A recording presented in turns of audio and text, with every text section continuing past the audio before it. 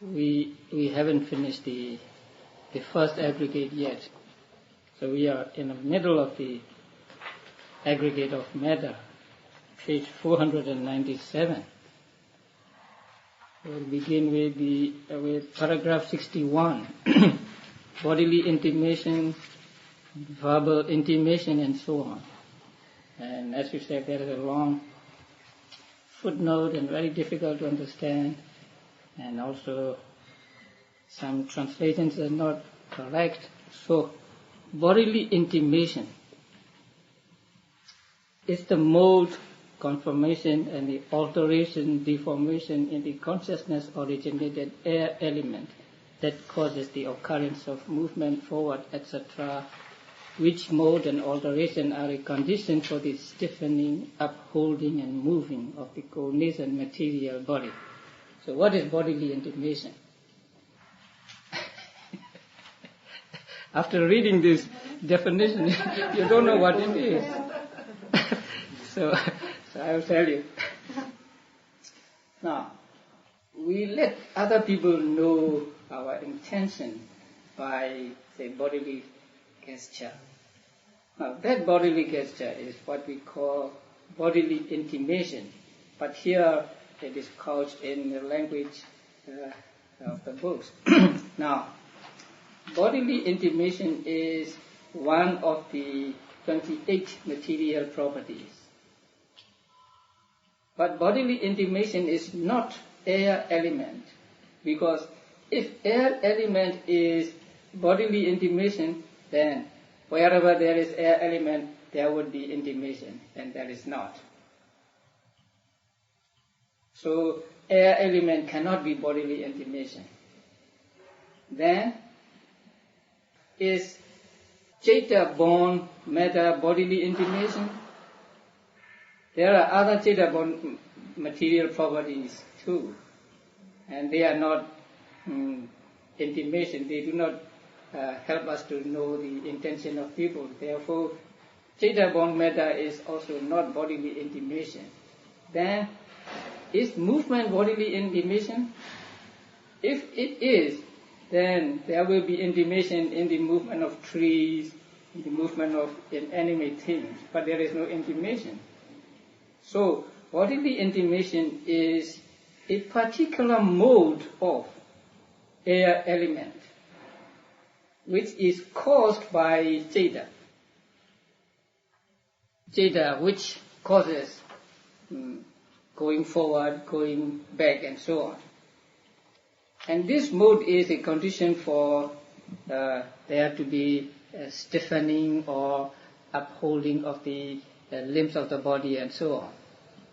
So that particular mode is what is meant by bodily intimation. So we cannot pick up bodily intimation and show you this is bodily intimation, because it is just a particular mode of the air element. Because here air element is predominant, because where there is movement, there is this air element. Movement is caused by air element, and this air element is caused by Cheta here. So, bodily intimation means just a particular mode of the air element, which is caused by Cheta. And that Cheta can cause the arising of moving forward, going forward, going backward, and so on, stretching, bending, and others. But there is not intimation in all movements. Only movements of the beings, especially of the human beings. Now, if we want to let the other people know that we want him to come, and we use a kind of gesture. In this country, you use this gesture to call people. So when somebody sees this gesture, he knows that, oh, he wants me to come. So that particular mode in the movement of the hand is what we mean by bodily intimation. And verbal intimation. Verbal intimation means a particular mode of here earth element. There it is air element, but here it is earth element. A particular mode of earth element, which is caused by Chaita, which causes speech. So when we want to say something, then there is the Chaita, or the intention. And that Chaita causes the earth element in the place where voice is made, see, in the vocal cords. In the book it is not mentioned vocal cords, and the word vocal cords are not used, but let us say vocal cords. So in these vocal cords there is matter caused by karma. So there is karma-born matter in the vocal cords, along with other kinds of material properties. And when we want to say something, our mind produces the earth element, many particles of earth element, and these come together. The earth element caused by Chaita and the material property in the vocal cords. So they come together. So there is something like friction. And that friction causes the voice to arise. So there is the voice. So here also, verbal intimation is not just the voice, not just earth element, not just karma-born matter, but a particular mode in the air, in the earth element, which causes voice or speech. And through speech we understand what the other person intends or what the other person wants us to know. So you hear my voice, and it is not just voice, these are words. And through these words you understand the meaning. And so for convenience sake we can say the articulate words are what we call verbal intimation. But actually it is a particular mode in the earth element caused by the Chaita, coming together with the karma-born matter in the vocal cords, and that we call verbal intimation. So for our convenience we can just say the speech to be verbal intimation. So through speech, through words, we make other people understand. And in order to understand the other people's intention or the meaning of the words, we need two conditions. First, we must hear the word. And second, we must have known the meaning of the word before. Only when these two conditions are met will there be understanding. That is why when you speak quickly, I don't understand you, because I don't hear the words distinctly. And sometimes you may use a word which I do not know the meaning of. Then I will not understand you. So there are two conditions. One is they must come into the voice, or the words must come into the avenue of your eye, or they must strike your eye, and you must hear clearly. That is one condition. And the other is you must have known the meaning of the word before. Then you understand. Otherwise you do not understand. You mean the ear, don't you, not the eye? What? You said the eye, but don't you mean the ear? Oh, I'm sorry, ear, not the eye. Thank you. So, if I say a word in Pali, then you may not understand, although you hear the word distinctly, but you have not known this word or the meaning of this word, so you do not understand. So just by being present, a sound or a voice cannot make us understand. And the verse translated here on page 499 in the footnotes, the second part is not correct, although the first two lines are correct. sounds that have entered no objective field do not awaken any kind of meaning. That is, sounds which we do not hear will not make us understand any meaning at all. And then the two lines, the third and the fourth lines are not correct, because Nyanamali misunderstood the one word in the Pali or original, and that word is satta, S-A-T-T-A, A is long A. The second A is long A. Now, the word S-A-T-T-A with short A means a being, like bodhisattva, right? Satta. So a satta means a being. But satta with the long, second A long, means the state of being, or the state of being present, being existent, being present. And that is the word used in this verse, not the word satta.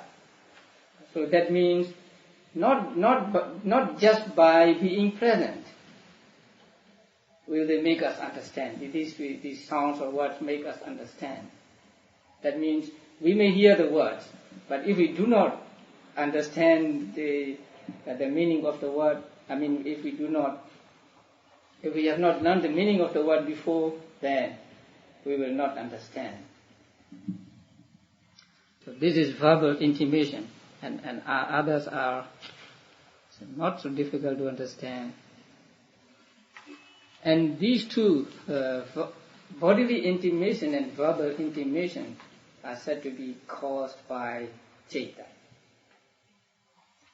So those last two lines, then, it would be something like also words merely recognized, or words not recognized, or something like that. If their meaning is not known beforehand, simply by their presence they cannot make us understand, something like that.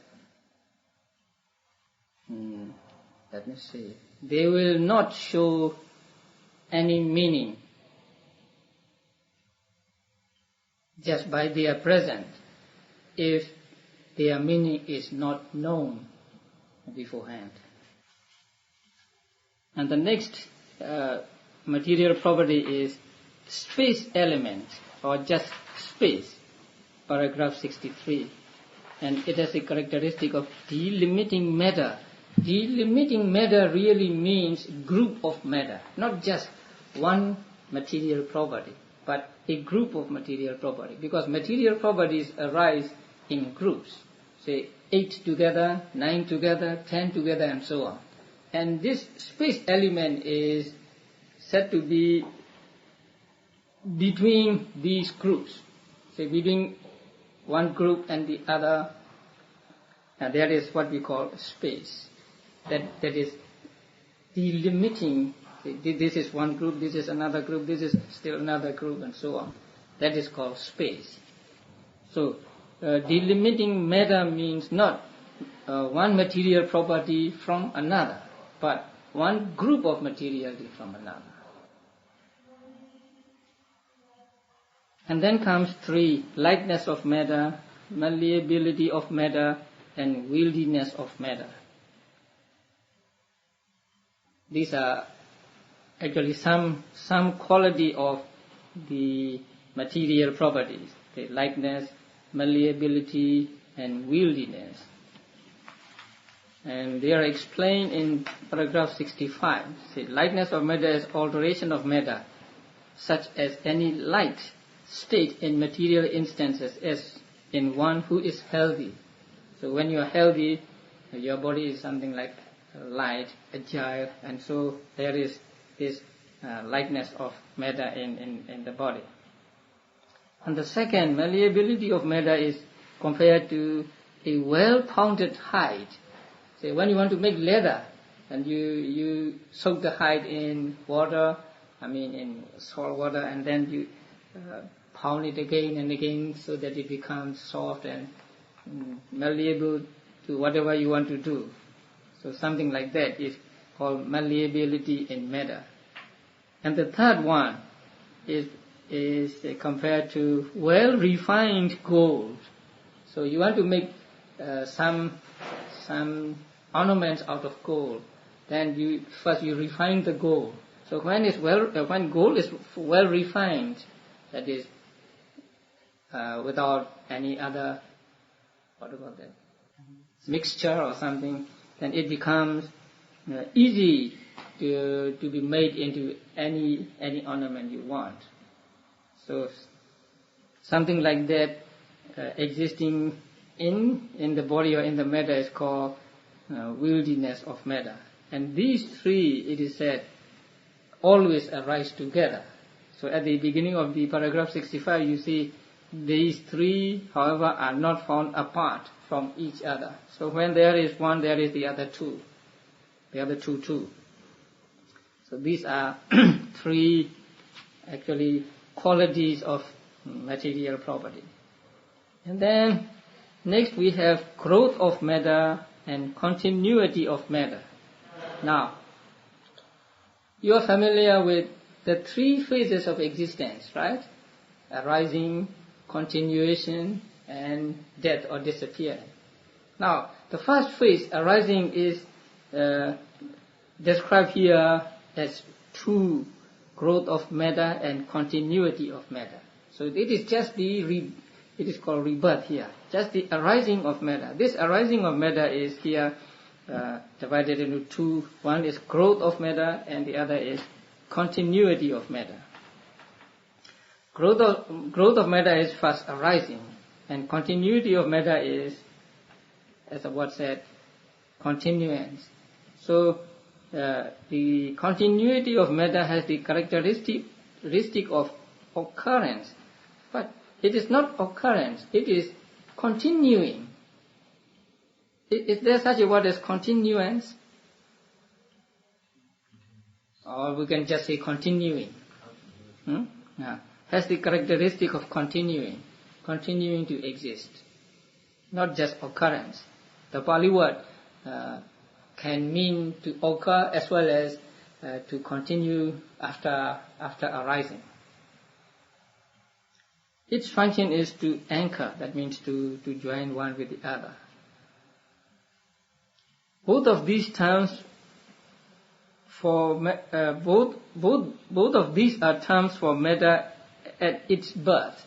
So the birth or the arising of matter is here called growth of matter and continuity of matter.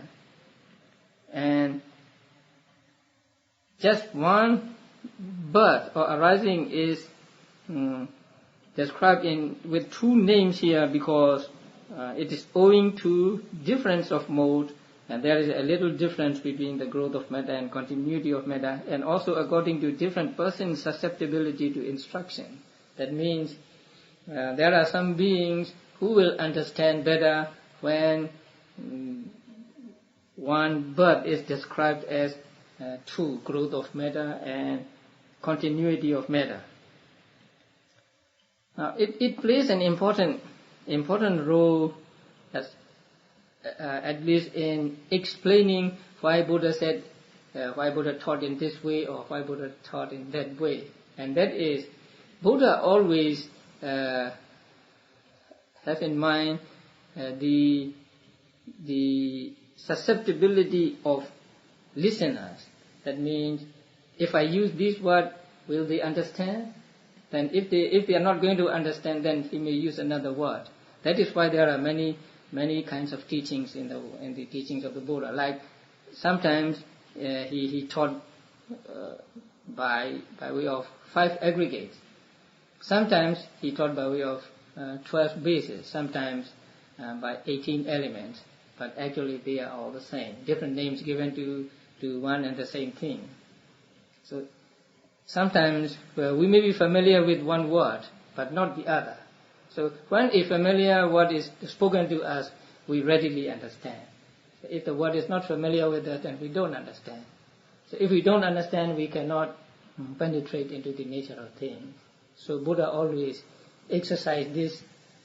He taught according to people's sharpness, if they were fast learner or slow learner. Yeah, that's right. Yeah, and their likes and dislikes, right? And this is one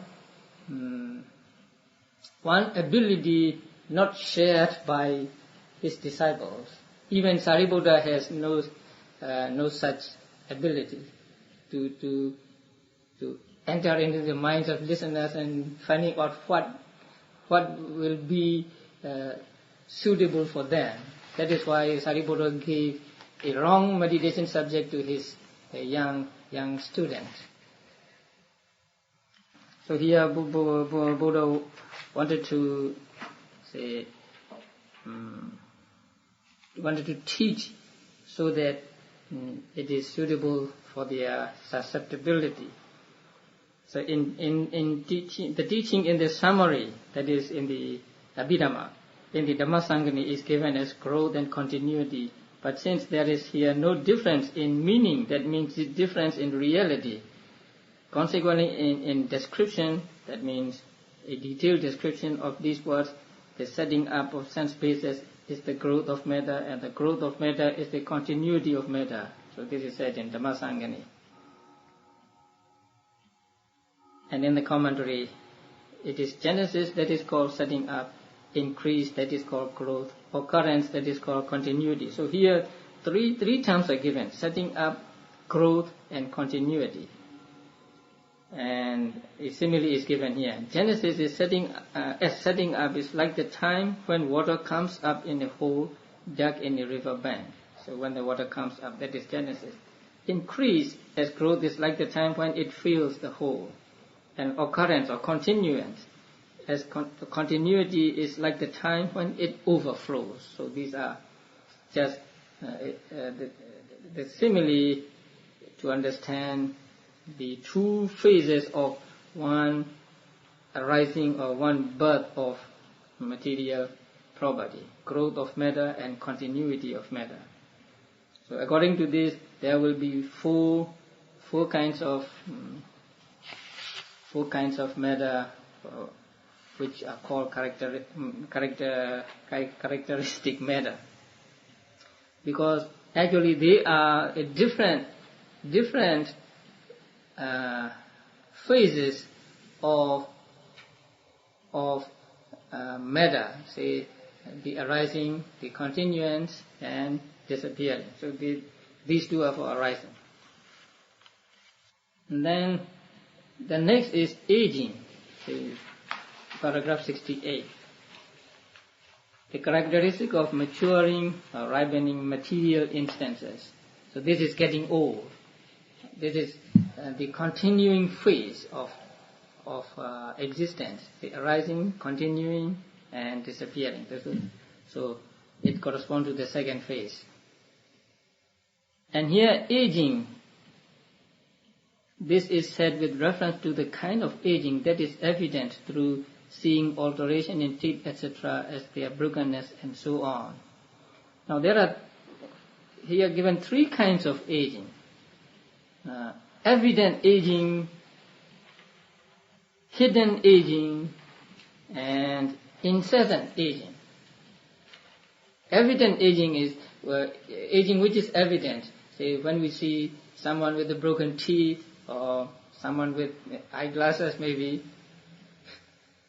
then we know that that person has aged, that person is old.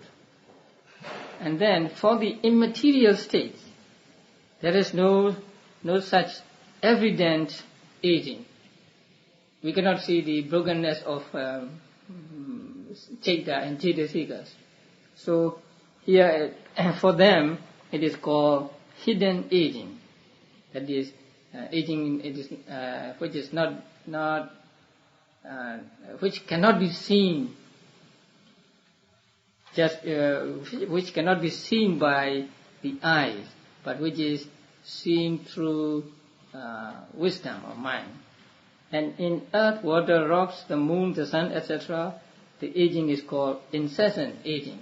Incessant aging means it is also a hidden aging, because this book, This book looks new for maybe 1 month, 2 months, or even a year if you don't use it much. But there is aging going on. But we do not see it getting old or getting aged. So aging in earth, water, and so on is also a hidden aging. But here it is called incessant aging, aging without visible difference between one stage and another. So here, by aging is meant the aging of material properties, not of immaterial states. Then the last one is impermanence of matter. That means death of matter, disappearing of matter. So it is a characteristic of complete breaking up. Oh, the last one, physical nutriment. That's the characteristic of nutritive essence. Now, its proximate cause is a physical basis that must be fed with physical food. Here also the translation is a little inaccurate. The Pali word is Kabbalikara. So Kabbala means a morsel. So Kabbalikara means making a morsel. That means before you eat, you make a morsel. If you eat with hands. So you make a morsel and then you put it in the mouth and eat it. So food is called, in Pali, Kabbalikara. So food which is eaten after making it into a morsel, something like that. So its proximate cause is a physical basis. Now, here basis is not a good word. The Pali word is vatu. Vatu can mean a base, like eye base, ear base, and so on.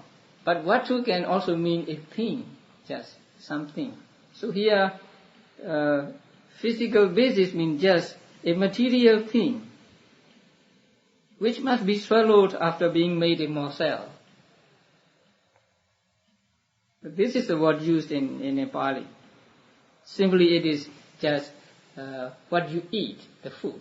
The food is not the food itself is not physical nutriment meant here, but something in the food, something which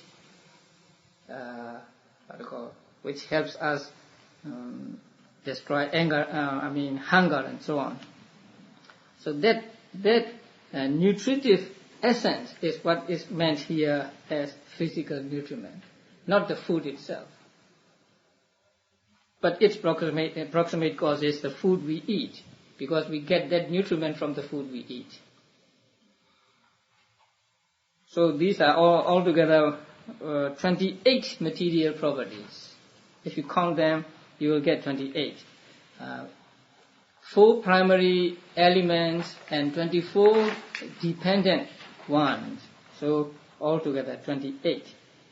So these firstly are the material instances that have been handed down in the texts. But in the commentary, others have been added as follows. So in the commentaries, others are added. Matter is power, or power is matter, procreation is matter, birth is matter, sickness is matter, and so on. And in the opinion of some, matter is toba. Now, you know migdha, sloth and toba. Sloth and toba are 2 mental states or mental factors. They are included in the formation aggregate. But there are some teachers who took toba to be matter. And so it is mentioned here. In the first place, matter as toba is rejected as non-existence by the words, "Surely thou art a sage enlightened, there are no hindrances in thee."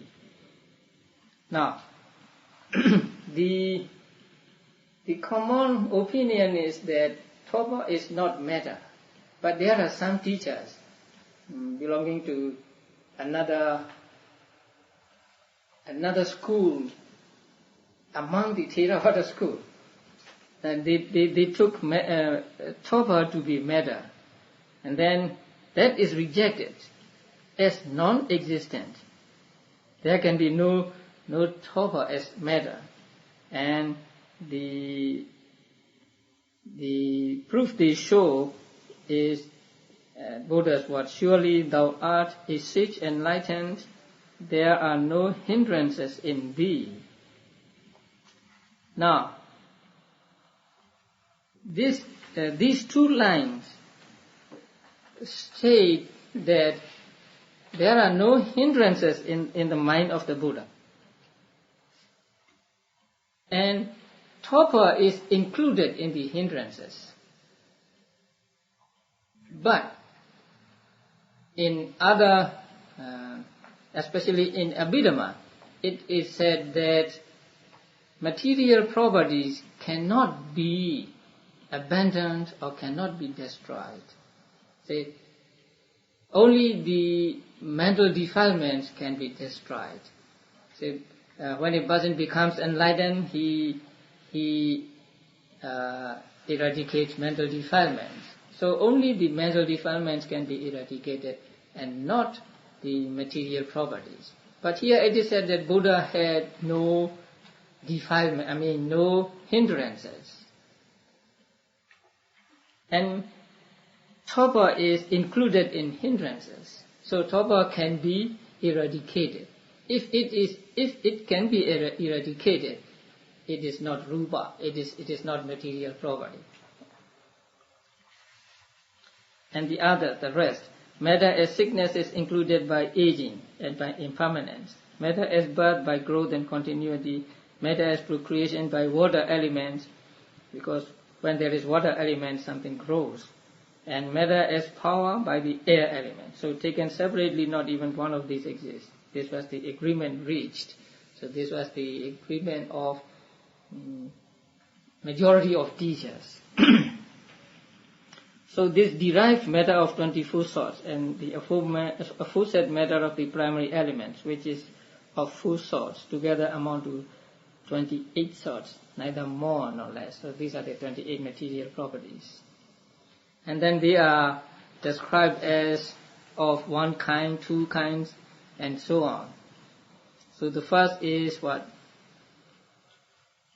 Is of one kind, as not root cause, because they have no root cause, and they are dissociated from root cause, and they are with conditions, they are mundane, and they are subject to cankers. According to this, there is only one kind of material property. Like, although we are different people, as human beings we are one, something like that.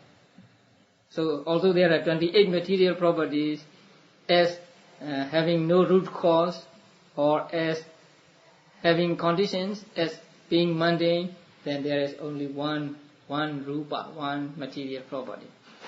And then there can be 2. It is of 2 kinds, as internal and external, gross and subtle, far and near, produced and unproduced, produced by 4 causes: karma, consciousness, temperature, and nutriment. Produced by 4 causes and unproduced. Sensitive matter and insensitive matter, faculty and non-faculty, clung to and not clung to, and so on. Clung to means caused by karma, and not clung to means not caused by karma. And then the detailed explanation of the internal, external, and so on. I think they are not difficult to understand if you have the list ready at hand. So you look at the list and then read this paragraph, and then you will understand easily. At the end of that paragraph, what we shall later describe as karma born is clung to, because that is clung to, that is acquired by karma. I think instead of saying acquired, we should say caused. Say caused by karma.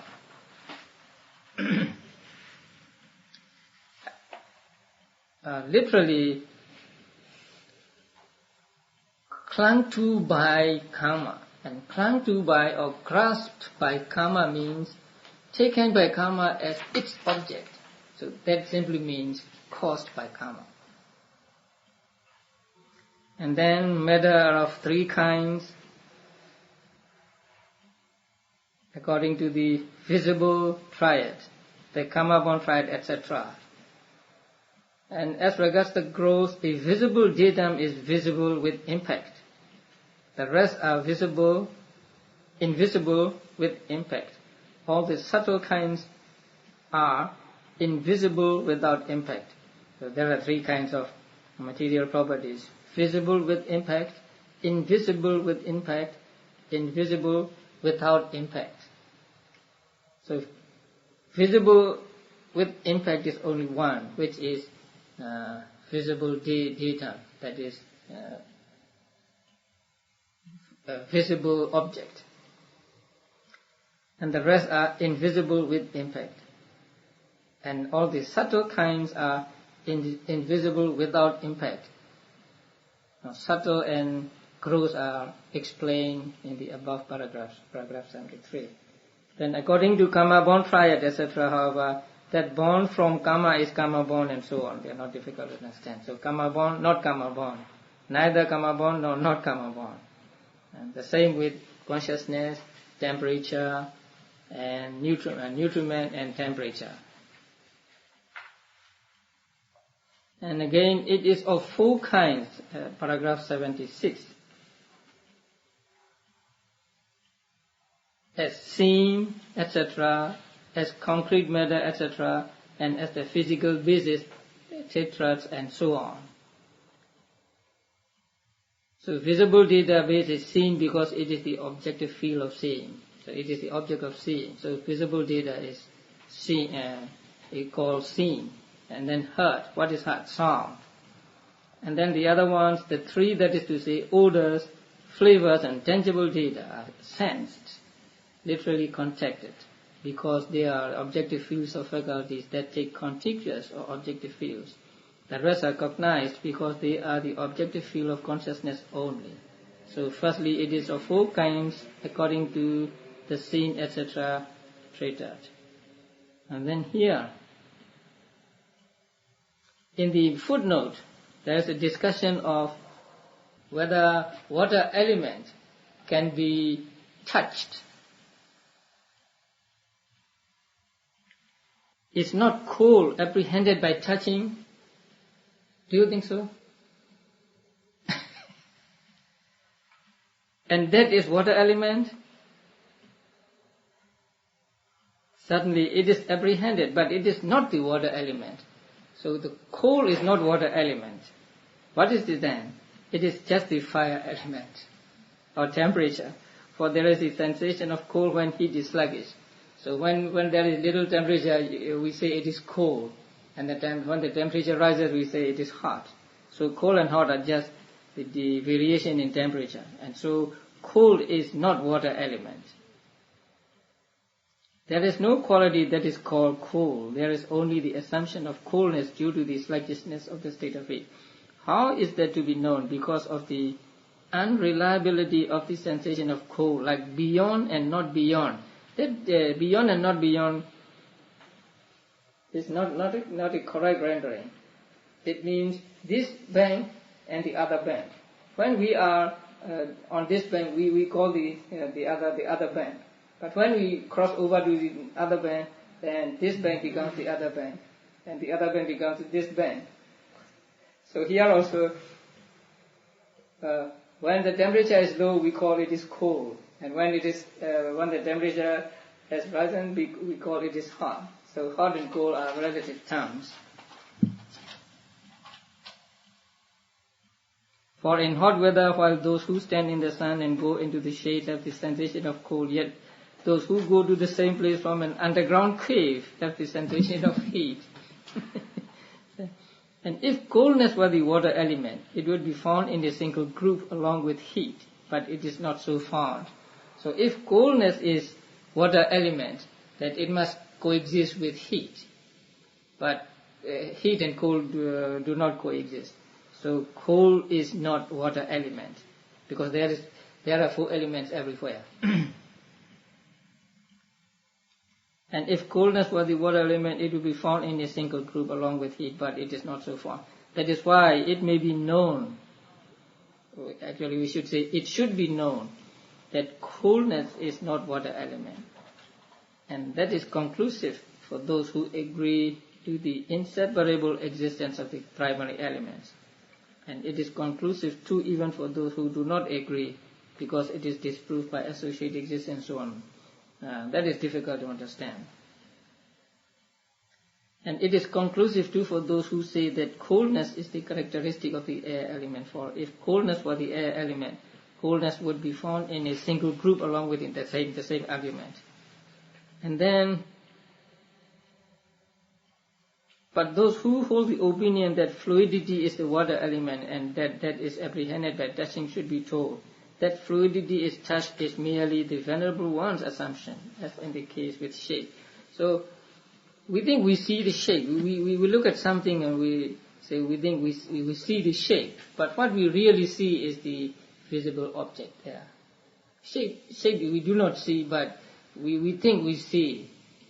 Or in other words, we see the shape in our minds and not with our eyes. What we see with our eyes is just the visible data. So 3 elements coexisting with fluidity together form what constitutes it tangible. That I succeed in touching this fluidity is a common misconception in the world. So you put your hand into the water and you say, it is cold. And then you think that I can touch coal. As a man who touches elements and apprehends its shape, then with his mind fancies I really have been touching shape, so too fluidity is to be understood. So you pick up a pencil and you think you touch the shape of the pencil, but what you really touch is not the shape of the pencil but the material properties in the pencil. So water element cannot be touched. What we touch and think as water element is not actually water element, but is fire element, heat or cold. Now, next page. Here, however, produced matter is concrete matter, and space element is the limiting matter, and so on. They are just different names for the one and the same material property. In paragraph 78, one word is missing in my book. Here, however, what is called the materiality of the heart is physical basis, not door. So heart base is basis, but not door. The 2 intimations are door, but not physical basis. Is there what not there? No? Please put not. But not physical basis. 2 intimations, bodily intimation and verbal intimation, are said to be door because they are those through which we do karma, as karma by body, karma by speech. So bodily intimation and verbal intimation are said to be doors of karma. You may read this in the 5th chapter of the manual of Abhidhamma. And they are door, but not physical basis, not what to. So we should say door, but not physical basis. Sensitive matter is both physical basis and door, like eye sensitivity, ear sensitivity, and so on. The rest are neither physical basis nor door. So it's 4 kinds. And the 5 kinds, born of 1, born of 2, and so on. Okay. And about the end of the paragraph, at the beginning of the paragraph 80, that is all the rest except matter as characteristic. But matter as characteristic is called not born of anything. So matter as characteristic means that the 4 mentioned in the previous paragraph, say paragraph 66, growth of matter, continuity of matter, aging and impermanence of matter. These four